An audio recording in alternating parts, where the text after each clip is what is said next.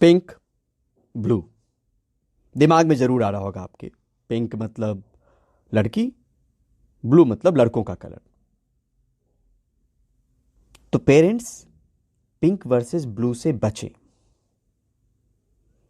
कहीं बात बात में लड़के लड़कियों में भेदभाव को बढ़ावा तो नहीं दे रहे आप। आज के दौर में न लड़कियां लड़कों से पीछे हैं, न ही कमजोर हैं। तो पिंक और ब्लू कलर को लेकर मन में भेदभाव नहीं आने दें। शुरुआत से कम चीजों को लेकर ना कहें कि पिंक है तो लड़कियों का कलर है, ब्लू है तो लड़कों का कलर है। ब्लू बॉयज की पहचान है, पिंक गर्ल्स की पहचान है। यह मन में भेदभाव को जन्म देता है। टॉयज दे रहा हो या कुछ भी बच्चा खरीद रहा हो तो अपनी सोच अपने रंग के हिसाब से उसको खरीदने दें, अपने कलर को उस पर ना थोपें। अरे लड़की हो कि पिंक कलर दे रहे हो, ऐसा तो बिल्कुल नहीं कहे। बच्ची ब्लू कलर के सामान को पसंद कर रही हो तो परहेज करें कहने से कि लड़कों का कलर है। धीरे धीरे यह भेदभाव मन में गहराता जाता है और को एजुकेशन के दौर में दूरी बढ़ती जाती है। एक दूसरे से खुद को अलग समझने लगते हैं और इसमें गलती पेरेंट्स की होती है, परिवार की होती है, जो पिंक और ब्लू बचपन से समझाता रहता है। फिर मुमकिन है कि आपका बच्चा लड़कियों से बात करने में सहज महसूस ना करे, उनके सामने इंट्रोवर्ट हो जाए जब एक्सट्रोवर्ट होना बहुत जरूरी है। मतलब सामान्य भाषा में बताएं तो अपने आप में रहने वाला, खुलकर बात ना करने वाला। जबकि आज के दौर में इस बात की बहुत जरूरत है कि आप खुले तरीके से अपनी बातचीत को किसी के सामने कह सके, कर सकें। तो कहीं आप उसको इंट्रोवर्ट तो नहीं बना रहे हैं, कहीं आप की कही हुई चीजें उस पर ऐसे तो थोपी नहीं जा रही कि उसके व्यवहार में वो बदलाव दिख रहा है, वो शर्मीला हो रहा है, वो चीजों से भाग रहा है, वो चीजों को साझा नहीं कर रहा है अपने फ्रेंड सर्किल में। बच्चा भागते दौड़ते गिर जाए, गिरने पर चोट लगेगी, दर्द होगा तो रोना भी आएगा।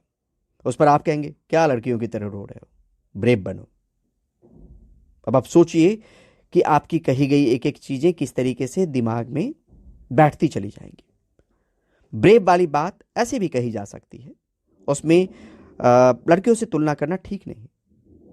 ऐसे में मानने लगे कि लड़कियां कमजोर होती हैं इसलिए गिरने पर रोने लगती हैं। तो इन सब चीजों को कहने से बचना चाहिए। और आप अगर इस बातचीत को सुन रहे हैं तो ये सुनते सुनते भी आप सोचेंगे कि गलतियां कई मौकों पे आपने देखी होगी शुरुआती दौर में, जो ऐसी हुई होंगी, या हो सकता है कि आप कर भी रहे हो। पर सच तो यह है कि चोट और दर्द पर रोना किसी को भी आएगा, चाहे लड़का हो चाहे लड़की हो।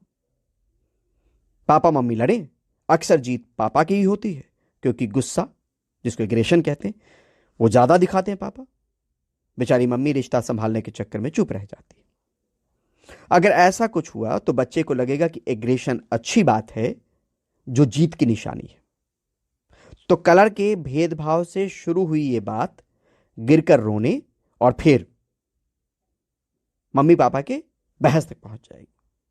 सब जगह उनको लड़का, पुरुष हावी होता नजर आएगा, बलवान नजर आएगा, और सोच उसी तरीके से उनकी बनती चली जाएगी। यह बिल्कुल नहीं मान के चलना चाहिए कि वो ऑब्जर्व नहीं कर रहे हैं। बच्चों का जो ऑब्जर्वेशन स्किल है वो बहुत ज्यादा होता है। जो सुनते हैं, देखते हैं, उसको ही सही मान लेते हैं, और मान भी लेना चाहिए। और ऐसा कहा भी गया है चाइल्ड साइकोलॉजी में कि ऑब्जर्वेशन स्किल के आधार पे वो चीजें, जो इस तरीके का परिवेश देखते हैं, जिस तरीके के भाव देखते हैं, जिस तरीके की चीजें होते देखते हैं, वो उसी तरीके की नकल करते हैं। ऐसे में ख्याल अपनी बातों को लेकर व्यवहार तक में रखने की जरूरत है कि ऐसा तो नहीं कि बातों बातों में और अपने तौर तरीकों के जरिए अपने बच्चे के संपूर्ण विकास में आप बाधा बन रहे हैं। गलती हो रही हो तो छोड़िए, त्यागिए, दूर कीजिए, और इस पिंक ब्लू वाली तुलना से बचिए जरूर।